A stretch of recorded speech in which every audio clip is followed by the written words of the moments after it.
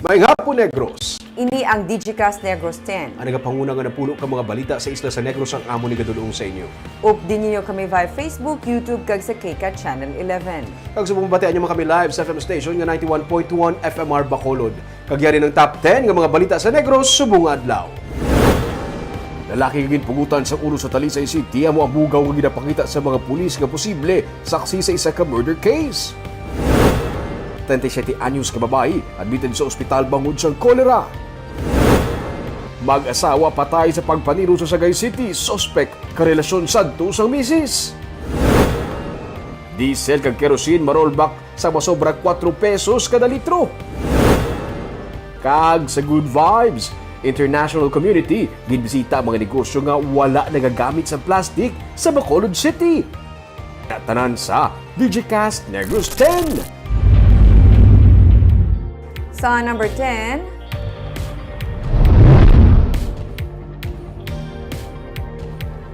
good news, big time nga rollback buwas sa presyo sa nga diesel kag kerosene. 4 pesos kag 15 sentimos ang iganubo sa bilis ang kada litro sa diesel buwas sa aga. Sa kerosene naman, 4 pesos kag 45 sentimos ang rollback. Pero ang gasolina, wala sang paggiho sa bilis ang kada litro. Damlag pa, taga 5 tubtub 12 pesos ang ginasaka sa kada litro sa diesel sadto kag kun mag-rollback, tag piso kag subong 4 pesos. Inibangod suno sa mga oil companies, dako sa gihapon ang demand kag kamahal sang balayran sa pag-deliver sang produkto petrolyo.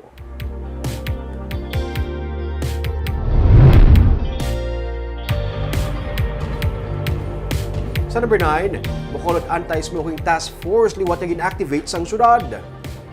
Sa Executive Order No. 34 ni Mayor Albi Benitez, gin-activate ang bago nga katapos ang BASTF nga mo magapadayon sa pagpatuman sa tikang batok sa kahangawa nga matugas ang non-compliant cigarette products sa mga consumers. Ang BASTF magapasiguro man nga mapangapinan ang interes sa mga tobacco farmers, growers, workers, kag stakeholders sa industriya. Ang task force amumana magapatuman sa City Ordinance No. 641 nga natuhoy sa mga regulasyon angot sa pagpanigarilyo sa mga pampubliko nga lugar, conveyances kag advertisement, promotions kag sponsorship sa mga tobacco products. Nakasaad sa ordinansa nga sarang mamultahan sa 500 tubtub 2,500 pesos ang mga violators nga madakpan nga nagapanigarilyo sa mga hindi designated areas. Ang mga commercial establishment pagamultahan naman sang 1,000 tubtub 5,000 pesos kag sarang i-revoke ang ilang business permit kung mapatod nga nagabaligya sa sigarilyo sa mga minor de edad kung wala sa napahamta nga designated smoking areas. Sa number 8, Provincial Tourism Week kag Tourism Fair ang opisyal nga nagbukas. Target sang Negros Occidental nga makaengganyo pagid sa mga bisita agud liwat makabalik bilang isa sa mga top tourist destination. Antes ang pandemic, sunod sa Boracay, sunod kay Provincial Administrator Rayfrando Diaz ang Negros Occidental sa may pinakamadamo nga ginabaton nga bisita. Kung tani makabalik liwat ang Negros Occidental sa amo nga status suno sa iya.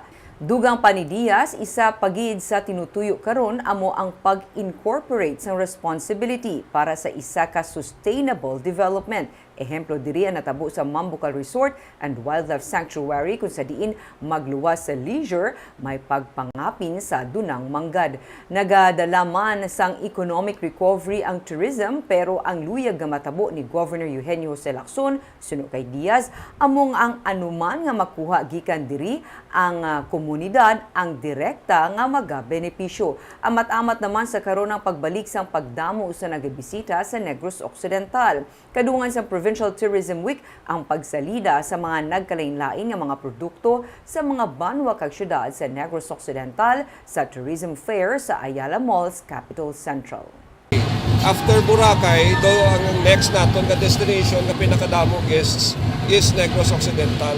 So if that was the case before the pandemic, kung mabalik ta ng figure, ng position in terms of sharing tourists coming in the country, amo na taning aton gusto nga ma-target. Of course, ang aton tourism groups will also start to organize, digitize so that ang aton nga mga foreign guests can already see sa aton nga mga applications sa computer nga kung ano ang pwede nila makita dire. Makakuha na sila sa reservations, makabayad na sila. Sa number 7,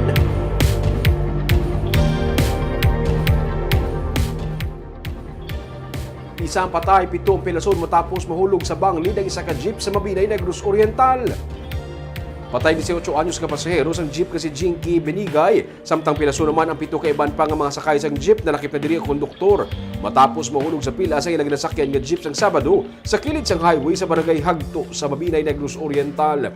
Ang jeep ay nagabiyahe gikan sa Kabangkalan City padulong sa Mabinay. Sa investigasyon sa PNP, samtang nagapadulhog sa kurbada nga bahin sang dalan, gulpi na lang nadulaan sang preno ang jeep amo nga nagrekta ini kag nahulog sa pilas. Napilpilan sang jeep si Benigay, amo kun ngaan napatay siya. Gindalaman gilayon ang 7 ka mga iban pa sa ospital. Ginetain man sa Mabinay PNP ang driver sang jeep.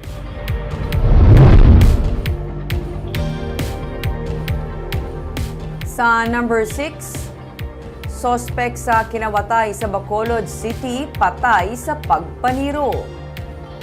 Patay ang 29 anyos nga si Raymond Apeliedo matapos gintiro kagabi sa Purok Nangka sa Barangay 3 sa Bacolod. Suno sa kaya Captain Paul Vincent Pendon, ang hepe sa Police Station 2 na preso na sadto si Apeliedo sa kaso nga illegal gambling kag ginatudlo man ini nga suspect sa pila ka mga kaso sang pagpangawat sa Bacolod. Dugang pa ni Pendon, base sa ila impormasyon nga makikita kung tani kagabi si Apeliedo sa iya mga kagrupo nga mga kawatan man. May nagtawag sa iya kagabi amo nga nagwa ini sa balay suno sa misis sang biktima. Dito na gintiro sa dalan si Apeliedo sang makapila ka beses. Posible man nga masobra sa isa ang suspect bangod sa kadamuon sang bala nga na-recover. Isa sa ginalantaw karon nga anggulo sang PNP amo nga lansihanay sa tungaay sang kwarta sa grupo amo ang rason sa pagpatay kay Apeliedo. Padayon pang investigasyon sang kapulisan.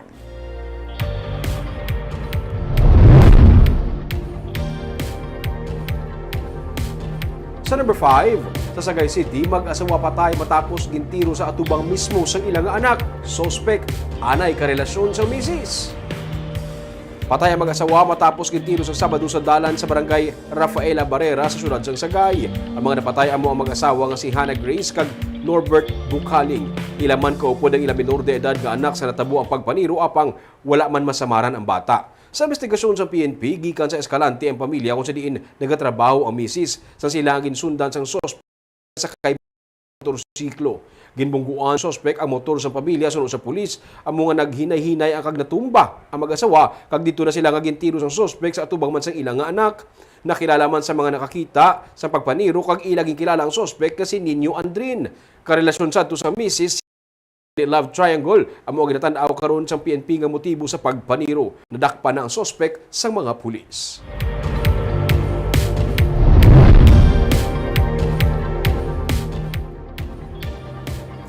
Sa number 4, dengue cases sa Western Visayas ang yara na sa downtrend sunod sa Department of Health. Negros Occidental sa gihapon ang may pinakamataas nga na-record nga new dengue cases. Sa Morbidity Week 36 o kung sa September 4 to 10 nga semana, may 252 ka new dengue cases nga na-record sa Western Visayas. Sunod sa DOH, 4 na nga sunod-sunod nga semana nga below 500 ang dengue cases nga nagaka-record sa Western Visayas. Ang Negros Occidental nga may pinakamataas nga bag-o nga dengue nga kaso ang naka-record sang 103 cases. Nagasunod naman ang Iloilo Province nga may 44 ka new cases kag ang Capiz nga may 33 new cases. May 3 naman ka dengue deaths nga bag-o na record sa Western Visayas kag ini ang gikan sa Aklan, Iloilo Province kag Bacolod City.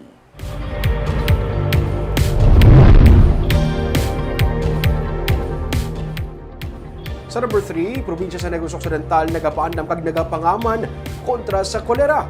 Ini matapos ka ng pagbuwasang cholera alert ang syudad sa Bacolod.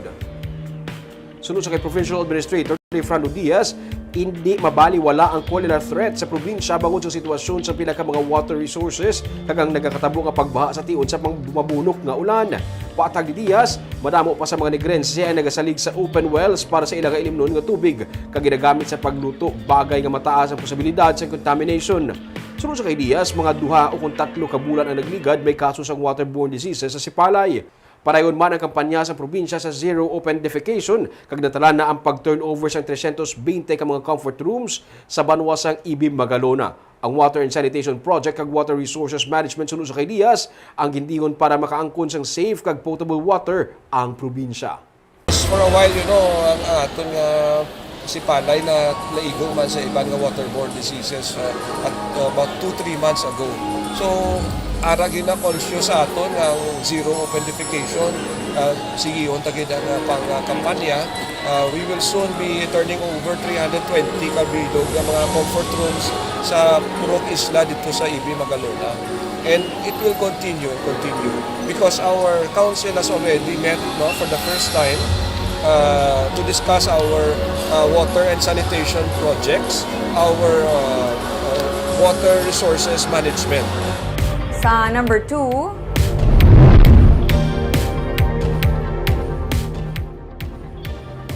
may kumpirmado nga kaso ng kolera sa Bacolod City. Isa ka 37 anyos nga babayi ang na-admit sa ospital bangod sang kumpirmado nga kaso sang Vibrio cholera. Sa records ng City Health Office, na-admit ang pasyente tungod sang severe dehydration due to several episodes of watery stools and vomiting. Nakagwa na siya sa ospital makaligad ang 5 ka adlaw. Tungod sini, ginpasaka na sang City Health Office ang alert threshold sa syudad. Si Dr. Grace Tan, ang pamuno sa Environment Sanitation Division, nagapahanumdum sa publiko nga maghalong sa tubig nga ginainom kag dapat ipasiguro nga updated ang permit sang water refilling station nga ginakuhaan nila sang supply sang tubig. Kaag sa numero 1 sa mga balita, subong adlaw.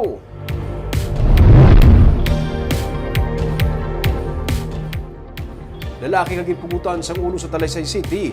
Amo ang buga nga kuntani ginalantaw sa PNP nga makahatag sa kasanagan sa kaso angon sa pagpatay sa isa ka commercial sex worker sa Bacolod City. May report si Nico Delfin. May igo pa sang bala ang utod nga ulo ni Mario Demetrio sa nakitan sa kilid sang dalan sa Hacienda Sagrado 2 sa Barangay Zone 16 sa siyudad sang Talisay Sabado sang gabi. Hindi mabaton sang iloy nga si Anita Demetrio ang brutal nga pagpatay sa 48 anyos nga anak. Istorya ni Anita. Ulihin niya nga nakita ng anak nga nangayo sang inugbakal sang ice water antes nagangka sa motorsiklo agod magbaligya sang ginabitbit nga goma. Kung inang pagkakita namon do maano man kami na ginupugan ni dayon katapris kay do malipong ko may high blood ko mo. Sa pagpang-usisa sang kapulisan, si Demetriong bugaw nga nakaupod sang ginpatay nga commercial sex worker o kon CSW sa Barangay Alis sang Setyembre 8. Uay man kay web sa baligya. Pagagamit.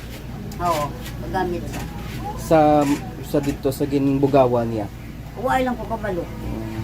Sili ni Colonel Arthur Baybayan, hepe ng Talisay City PNP, nakagapos ang nabaklid nga kamot sang biktima kag may mga lagob ang iya nga lawas. Nagapati sila nga ginwigit lang sa lugar ang bangkay sang biktima. Ginpahayag naman ni Police Captain Elmer Bonilla, commander sang Police Station 7 sa Bacolod nga ginapangita nila si Demetrio sang nagligad pa nga simana agud kuntani matagaan sang kasulbaran ang kaso sang ginpatay nga CSW.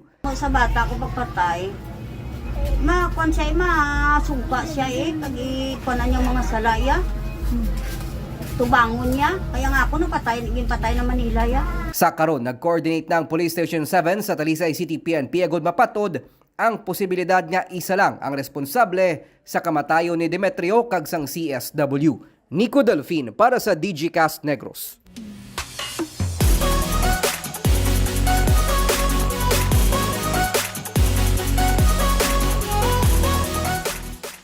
Sa Good Vibes, international community ginbisita ang mga negosyo sa Bacolod City nga wala nagagamit sa plastic. May report si Romeo Subaldo. Ang 11-11 nga shawarmahan, ibis nga plastic ang putos nasulod sa dahon sang saging, kag ang puso rice nasulod naman sa lukay. Inagendemo sang tag-iya nga si Tanya Garcia Romagos sa mga bisita nga naglantaw kung paano niya ginapadalagan ang isa ka kalan-an nga wala nagagamit sa plastic. Himo naman sa bagaso ang mga container kag sausawan nga iya ginagamit kag himo sa kahoy ang utensils. Under, over, Sa kapipat naman sa Mansilingan, ginistorya sa tag-iya nga si Paul Havellana sa mga bisita gikan sa Germany, Thailand, kag iban pa nga mga probinsya sa Pilipinas, ang sistema sang iya nga kapihan nga maparefill ka na lang sa botelya o kon garapon sa pagbakal sang kape para wala na nagagamit sa plastic. Pati na ang world-class nga kape sa Negros, ginpabugal niya man sa ila. Actually, sir, dako ang aton produce sa Negros. Kaso, gamay nga percentage ang ga-practice ang quality coffee. Sunod sa kay Dave Albao, ang Executive Director sa Philippine Reef and Rainforest Conservation Foundation, sa pagtakop sang wala usik nga programa nga nagapromote sa pagpahagan-hagan sa paggamit sa plastic, luyag makita sa nagkalalain nga mga grupo kung paano nahimo sa sini nga mga kalan-an kag kapihan nga wala na sila nagagamit sa plastic. Nag-close ang isa ka project nga Rethinking Plastics nga ginapondohan sang European Union kag sang German Federal Government sa pamagi sang GIZ kag Expertise France. Ginpondohan ang isa ka project diri sa Bacolod kag Talisay nga ginatawag ang Walausik Economy. So ang pondo gingamit para masuportahan ang mga small businesses nga mag-reduce ang ila plastic nga basura sa ila operations at the same time nga ma-improve man ila products and services. Kag sa timplada nga restaurant naman nagtipon ang mga guests. Sa sini naman niya kanan-an ang mga pinggan kag yahong ang imo sa clay. Wala man sila nagagamit sa plastic. Ang mga pagkaon nga ginpreparar sa guests, mga specialty man sang Negros. Halin sa inasal nga manok, kadyos, baboy kag langka nga sinabawan, kag nanari-sari nga mga utan. Sa pagtakop sa amo nga programa, luyag makita sa mga bisita kung ano pagid ang pwede mahimo sa Negros para mapahagan-hagan pagid ang paggamit sa plastic. Wala lang lalabot nga makatuon sila man sa aton nga mga findings, resulta, mga challenges nga gin-face ta, kundi para man ang mga stakeholders makaprocess man sang almost no duwa ka tuig nga kampanya sang Wala Usik Economy kag makita nila nung next nga mga tikang sa mga stakeholders no sang government ta. Luyag pagid sang PRRCFI na makigangot sa mga LGU para magbinuligay mismo ang pribado nga sektor kag ang gobyerno para mapaayo ang solid waste management sang probinsya. At is barbang ini nga mga stores na model kung paano ginapadalagan isa kakalan-an o kung kapihan kung nagagamit sa plastic. Ming inang atsakto na I agree with you kay I think taklaron gid man no or kadako sang challenge para maduso ini sa majority sa aton nga mga establishments diri nga di na At least may baby steps na great things starts from small beginnings. Ay, Diba, grabe. Balila? Kaagawin itong mga balita sa Negros subong adlaw. Kay man sa panahon karon importante nga may ihibalo ka sa nagakatabo sa imo nga palibot. Dapat balanse kag eksakto mga impormasyon. Parahan kami nga magapangalagad sa Negrosanon. Ako si Barbara Mijares. Tubtub sa buwas, ako naman si Romeo Subaldo. Mayong hapon.